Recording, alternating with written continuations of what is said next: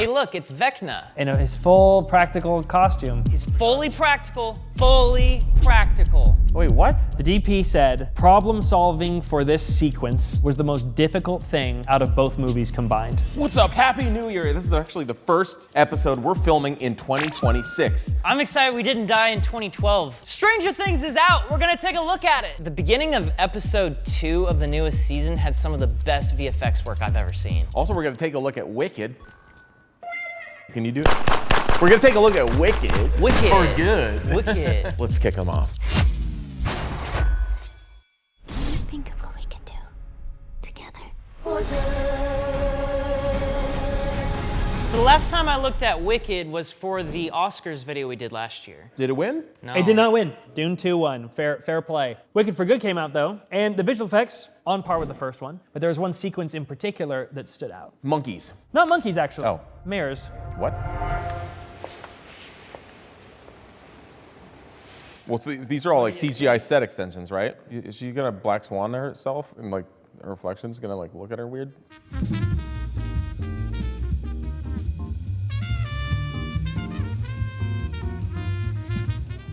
Genius. Well, that was an easy shot. Oh, now it's getting hard. Okay.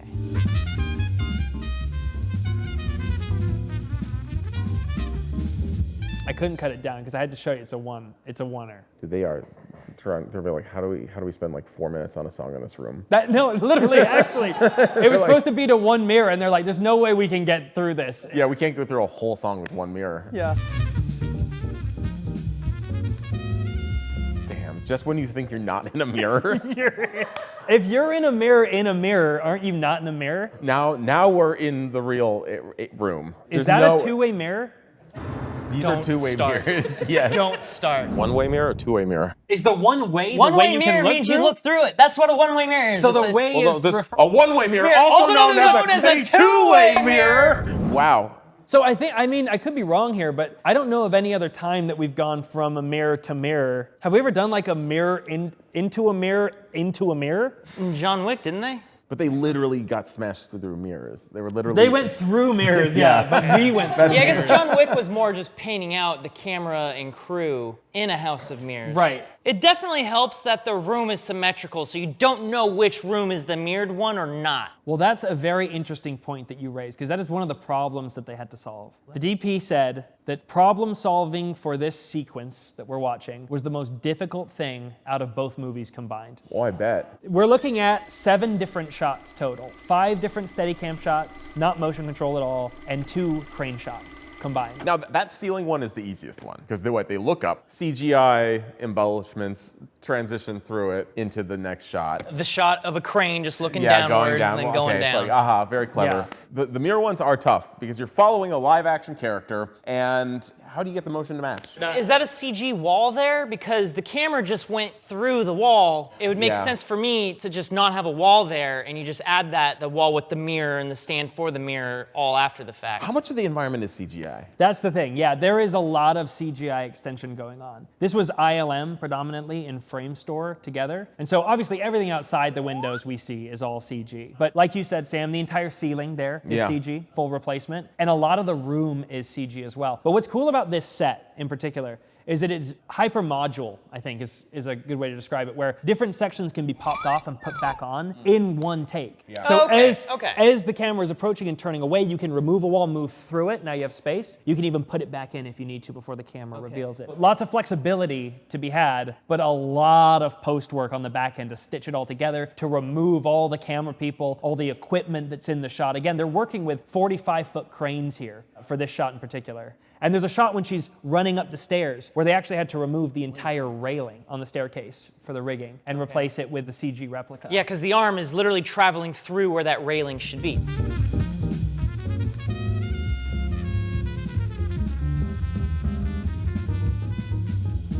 That one's good. That one's good. That one got me. That one's an interesting one. I'm assuming the inside of that room is real to begin with, and where the mirror would be, it's just a hole. It's like trying to match the camera move of one with the camera move of another that are moving independently from each other. That means you would have to track this one, and then track that one, and then figure out a camera move that collides both of them together, and then make sure you have all the stuff in your shot that's supposed to be a mirror now actually being a mirror and reflecting all the stuff that should be in the shot. And you kind of raise an interesting point on like, when you are looking in the mirror, you're not looking at a direct replica. It's like a flopped version. And so an issue that they have is, well, Ariana Grande, she's not perfectly symmetrical. She only has a dimple on one side. And so they wanted to take that into account. And so what they would do for her reflection, they would film it and flop it in post. What does this mean? Well, her eyeline, if my eyeline's here and you flop me, now I'm not looking at myself anymore. So now you need to give her an eyeline that works when flopped, that can be put into the mirror that we move into. So they actually had specialized storyboards. I say specialized, they're just normal storyboards, but they're colorized. So they know when they're in the mirror world and when they're in the real world. So they can account for the flopping of the images and calculating the correct eyeline. So just then, to make sure, when we're watching something in a mirror world, they filmed it and they flipped it. Flopped it, yeah. It's a lot to unpack. But this shot in particular, we are moving through a real closet. The entire thing, all that we're seeing up until the mirror is completely practical. And once we pass through the mirror, we are basically being digitally taken over by a CG camera. And we are then blending into, again, the Steadicam operator landing on Ariana as she's turning to camera. So we're blending between two real moves using a CG takeover and 3D geometry for the mirrored side. The one thing that you may notice, this is the one thing that triggered me to how they did this. Granted, I read about it, so I do know how they did this, but you can kind of see a little bit of manipulation in her reflection when she goes to walk. Oh. You see right there? It's actually retiming of the plate. Ooh. There's a lot of retiming going on that's very subtle, but it's the only way to get these two performances to match. Because not only do you have two Steadicam moves that can't possibly be a one-to-one because they're not robots, so too your performer, they're not robots either, and they're not going to be perfectly synced in every single move that they do. And so all you're left to do is prioritize the foreground performance and retime or manipulate the speed of the background performance so that it matches. And you see it just a little bit. And what's funny is, you know, you talk about the complexity of game planning, the math of all of this, all the mirrors and mirrors, your eyelines where they should be, and then you choose to shoot it on anamorphic lenses as well, which just makes the tracking a total nightmare. Now you got non-uniform distortion on the lenses. The math's a whole bunch harder to calculate, basically, and they pulled it off. I feel like they did themselves a disservice by making the room appear so symmetrical. Because I'm looking at it, I'm noticing very subtle differences. There's two trees, there's two lamps, there's one of everything on each side, but they're just slightly different. So they've given them all the trouble without the payoff of being like, ooh, they're now in the mirror world. You're right. The only thing that's asymmetrical is the conversation pit, and it's like barely different, but it technically is. I wish there were more cues, so you could like remind yourself that, oh wait, we're in like a reflection version right now. There's a dimple. I don't know which smiling. I can't see They it. airbrushed it, man. It's a sad song, so she doesn't even smile. You know what would have been cooler than going through a circular mirror into a new space? A square mirror into a space. Squarespace, today's sponsor.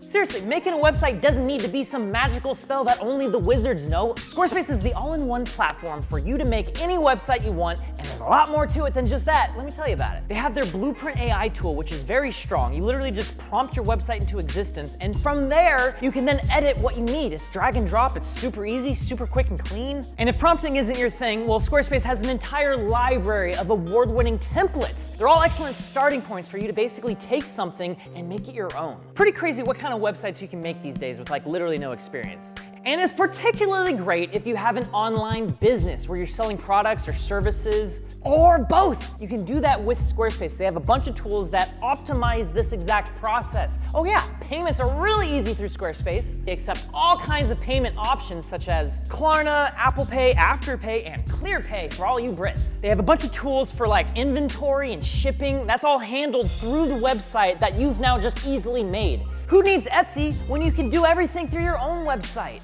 If that sounds good to you, just click that link in the description or go to squarespace.com/corridorcrew to get a free trial. And when you're ready to launch, you can use the promo code corridorcrew to get 10% off your first purchase of a domain. That's the thing that is where your website is hosted.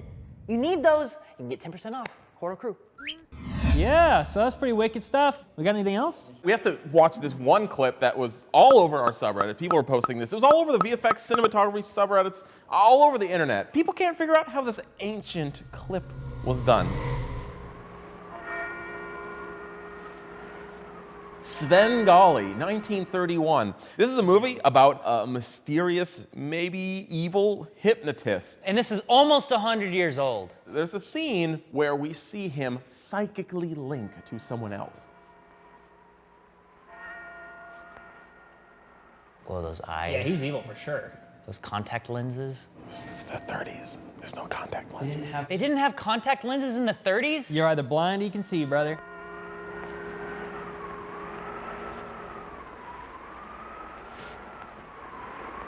Wait, we just watched the camera pull away from a close-up on his face, through a window, and then into a town that I'm presuming is a miniature. First question, is he actually blind? No. Just get that out of the way. And they're not contact lenses either. Apparently, you know when you crack a hard-boiled egg and you have the hard shell, and then underneath the shell is that thin film? They put that on his eyes? That's on his eyes. That's egg film? That's illegal. But that doesn't explain how they did the rest of the shot. What I can tell from just this shot is that the camera is very close to his face. It's not some camera far away zoomed in on his face. Yes. It's relatively wide and close up. And that's important. That means this isn't like a lens trick where you're just zooming in on someone and then zooming out to reveal the city. No, the camera is moving. This might be a situation where that window itself is on the dolly track with the camera. And leaves. We established that what we're looking at on the outside is a miniature house. Yes. So maybe what this is that like they actually have this whole miniature house as part of the camera rig that the camera's on, and the camera just has this lens right up against that window, and then as it's pulling out, the house stops moving, but the lens keeps going. You know, that's an interesting theory. So what we're talking about is basically you're looking through a window and it's pulling back, and then at a certain point it hits like a block. It's so cool. And That it would be so detaches. You're pulling back with the window, and then you detach, and the window stays there. And what they do, which is the trick that makes them blend well, is they have that little splash of light coming off to the left, hitting the miniature. It kind of connects those windows and that live action set to the miniature set. They did something similar in this time period on another movie, The Palm Beach Story, 1943. Oh, there we go. Look at that. Yeah, so this is what we figured out here. They had multiple glass panes with the titles literally painted on them, and they're both just on the dolly track too, and as the camera's pulling back, that stops, and then that stops. And of course, then everything behind that is actually rear projection. So they're looking at a projection screen with whatever was filmed there, some foreground elements, and the camera's pulling back from that. Like it looks like a table, some stuff on the table, and like then the glass thing. And both of those glass things are actually together in front of the lens. The lens is shooting through them. Exactly. It's like, After Effects 3D layer. You know, everyone's like, oh! I bring this up to mention this is a common technique for the time period. Granted, this came out 11 years later, but maybe they learned it from this movie. The one thing that makes this feasible in this environment is that the camera is moving on one axis. There's no X or Y, it's only that like Z motion. So the idea is that we're watching basically a rear projection through that window. And look how bright it is. So that's an important note. If it's a rear projection, it's gonna get kind of capped off with its dimness because you have to expose for the projection bulb. I've searched high and low. Granted, once again, I've only searched on the internet, and this is pre-internet. Who knows where the answers actually lie? Is it in the middle? High and low, you check the... You're right, you gotta check the middle. Everyone forgets to check the middle.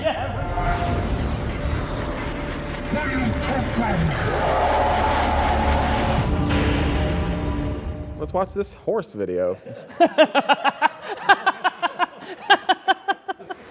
What's wrong?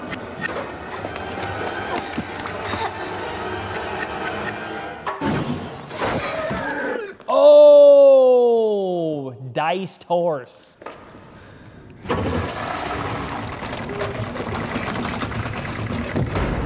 Oh, that's cool. That's the way you prep it. What the hell? I remember seeing this shot when I was a kid, and it kind of scarred me. I remember thinking, what? Whoa. Oh, it's still alive. Well, I think they used some CGI here, fellas. The visual effects for this sequence was done by a French company called Buff, B-U-F. They boof. It was a whole thing. Apparently filming this was kind of hard because they had to use 600 light bulbs to try to get really even lighting above it. They had to crank in a whole bunch of air conditioning just to cool off the lights so it wouldn't turn into an easy bake oven. Yeah. I think they might have like MRI imaging that they could sort of reference. How do you MRI a horse from that angle? I don't know. Well, an MRI is uni-angle. an MRI, you can then like literally push your camera through the slices. Look how good that looks. This looks great. Is this full CG? That's full CG right there. Including the hide. Look how much they got away with so few polygons. Isn't that amazing? Okay, so they use this new method called image-based modeling. Basically, they're able to project the textures of the horse from a bunch of different angles onto a 3D model of the horse, but it's self-lit. They don't have to render it with lighting and whatnot. Yeah. So they basically pre-light it on set, and then they essentially do photogrammetry, and that lighting is baked in. So whatever that pixel was in the picture is now that pixel on the 3D model. What cut you taking, Sam? Probably a rump. I'm just impressed by the CG quality of that shot, because that looks very good for being 25 years ago. It does. Stranger Things? There haven't been any VFX breakdowns done on Stranger Things Season 5 yet, so everything we say here is purely speculative. Some of the upside down stuff from the end of this season apparently looks kind of weird, but I haven't seen any of it, so I'm not gonna be able to talk about that part. I kept everything inside, and even though I tried, it all fell apart. But the beginning of episode 2 of the newest season had some of the best VFX work I've ever seen. Whoa.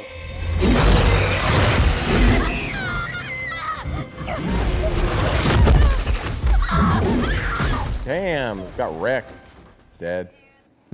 Oh, Mom, take it seriously, would ya? Well, these moments are important. You'll learn.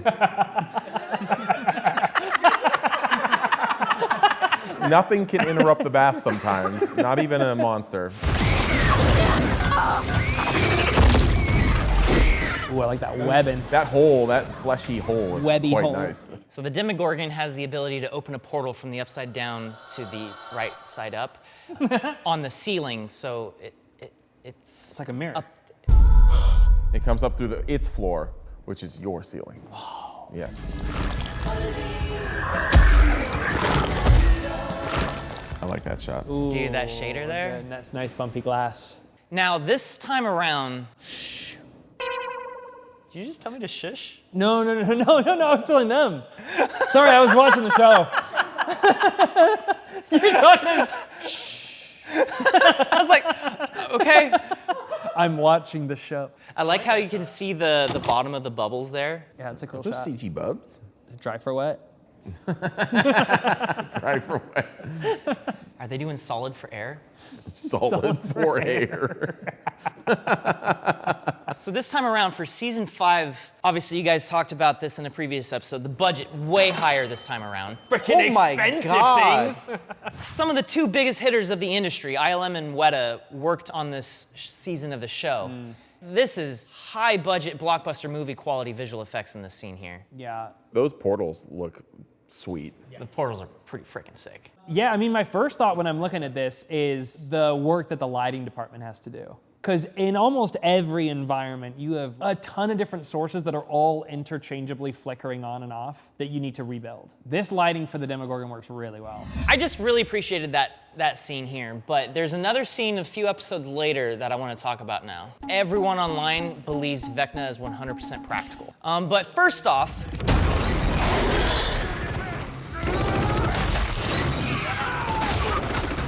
Demogorgon's coming out, fighting all these guys. He's so good at killing. That's what they do. They don't have plot armor.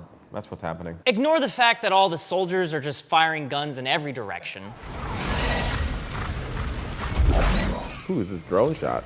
So our friend Steele Davis, Mr. Steele, is the drone pilot on all like the Demogorgon shots where they're just hopping along. Oh, for real? Yeah. Oh, I was like kind of joking. No, like, I mean, I don't know how much that ends up getting replaced with CG in the end, but like Steele, like piloting the drone to kind of hop along like the Demogorgons are running. He piloted a lot of those shots, at least on the Svengali lifter, Yeah. as opposed to like the smaller drones.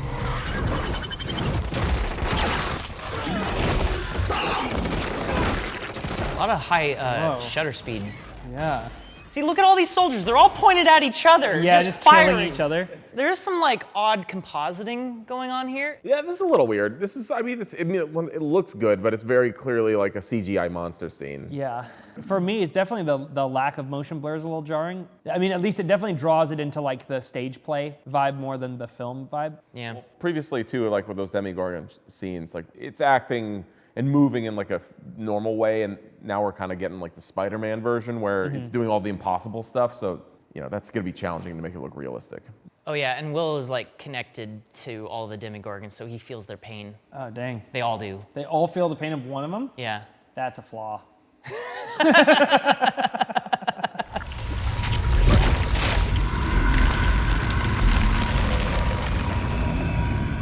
Jordan, this is your favorite effect right here. Look at this. Tearing skin? Tearing skin. Oh, I love it. That's nice. I do like that, though. Hey, look, it's Vecna. In his full practical costume. It's fully practical, fully practical. Wait, what? Are people really saying that? Yes, dude. Have you guys looked at the comments on our last React video about this? I did see some people going, it's a suit. But we did an episode with the VFX supervisor for season 4. You see the very extravagant suit, but then you look at all those tendrils and all those like little snaky lines on them. They're all moving.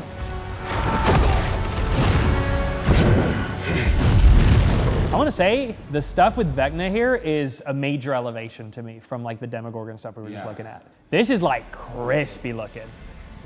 Like him? Perfect timing.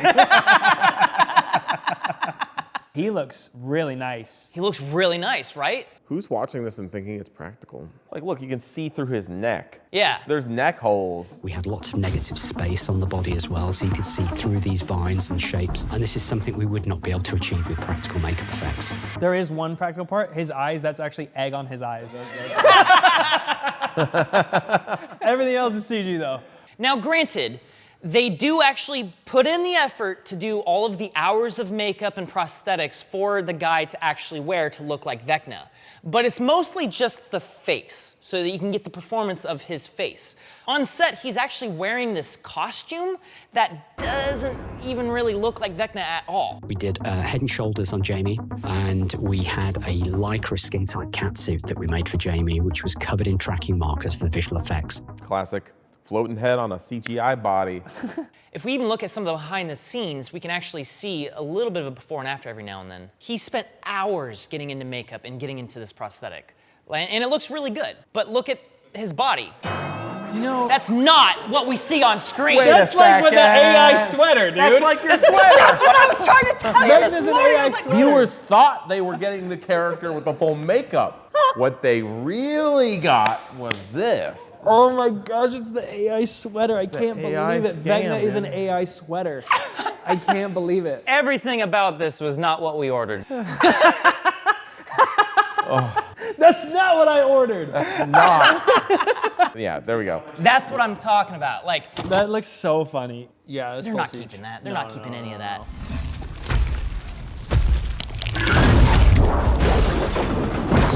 The Humvee throw is a little weird looking. Yeah. Is he gonna do that to her? Probably not. No, she just gets. Does she get swiped? She gets. TO. She gets. You stay away!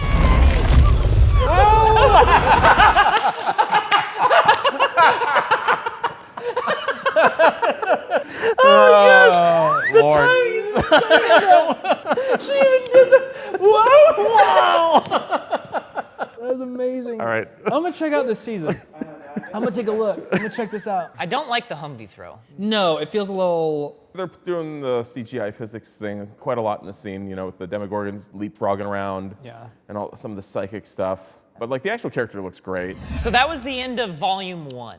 I am looking forward to all the breakdowns to come out over the next couple months for Stranger Things. And for just movies in general. The Oscars are coming up in a couple months, so you're gonna start seeing a lot of breakdowns for stuff coming out soon. And of course, we're gonna be doing a whole Oscars themed episode again this year. Yep. So subscribe for that, it's coming out at some point. Best to get ahead and subscribe now. Just be safe. So since we would like to take another look at Stranger Things at some point in the near future, leave a comment down below for any scenes from the show that you want us to take a look at. That was really fun. We're gonna do this again next week. See you then. Whoa!